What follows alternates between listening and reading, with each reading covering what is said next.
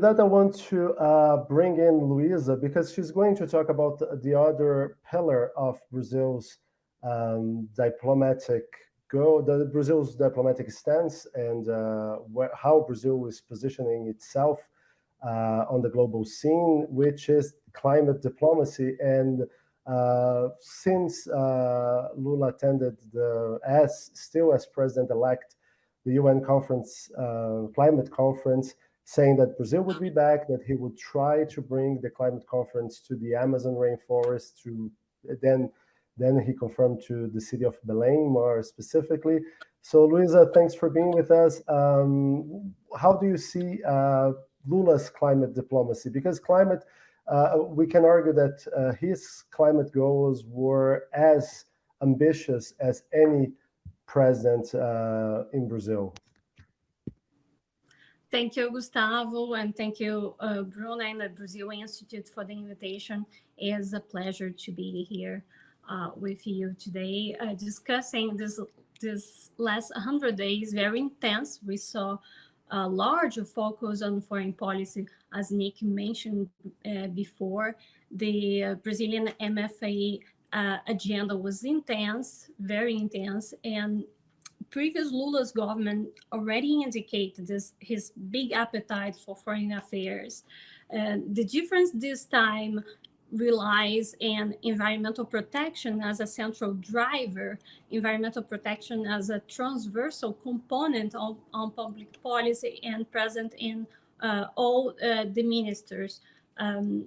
Even before starting his term, Lula attended COP27 in Egypt to display his will to engage on environmental protection, but specifically to contain a crisis, to remediate Bolsonaro's heavily criticized records and the climate and environmental agenda. So this new administration invested these past 3 months pretty much in highlighting internationally the difference of this new administration views from the previous one, to reassure partners and regain credibility.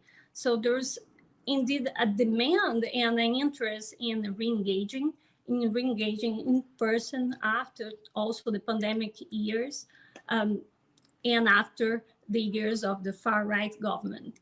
So Lula 3 advanced reconstruction as the key word, and not only domestically, but also regarding diplomatic engagement.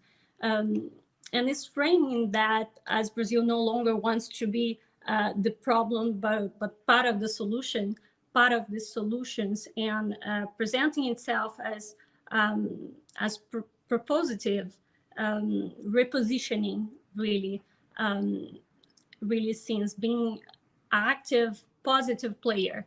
And this is the narrative effort is taking a lot of the new administration team time. So in the international arena, the new government made the several movements to indicate that the environment would be a priority and that Brazil wanted really to engage in multilateral forums and leave the isolation behind and even seek protagonism, as we are seeing with Ukraine war proposal for peace that I will not address today, Nick. Nevertheless, there is a real gap in between the announcements we saw and implementation. The challenges in the institutional structure are taking time, and Congress not aligned, not committed to advance transformation in the environmental sector, to say the least. And there are consequential barriers to inspect environmental crime, to apply the protective measures. There is a lack of personnel on several federal agents. And the climate authority position that was announced with big fuzz inside the Minister of Environment is not yet being created, have not yet been created. So the government is being slow in recognizing indigenous lands that have been waiting for this last phase of the process. Also, the government will have to deal with controversial projects that potentially represent have environmental impact, such as BR 319, connecting Porto Velho to Manaus, and the oil exploitation on the Amazon River. So those projects can have the potential to threaten the government commitment with environment protection, and will have international repercussion. The new administration will have also to engage with subnational actors. This is something we are following. We don't have a clear pattern, I think, in my view, for this 3 first months of how the new government will engage with the subnational actors that become very important during the Bolsonaro years. I'm talking about, for example, the Government Coalition for Climate. So it's something to have an eye on.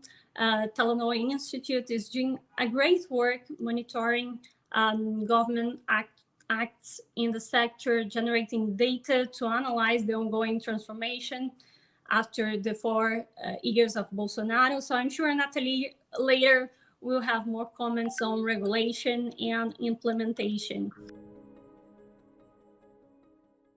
We'd like to introduce you to our latest release, our exclusive report on the first 100 days of Luiz Inácio Lula da Silva's 3rd term as Brazilian president.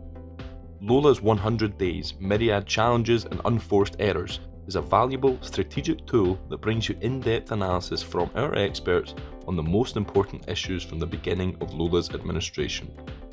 In this exclusive report, you'll find insights and analysis on the government's support base in Congress, Brazil's return to foreign policy, fiscal, economic and environmental challenges, as well as how the administration is tackling social media regulation and planning to fight hunger.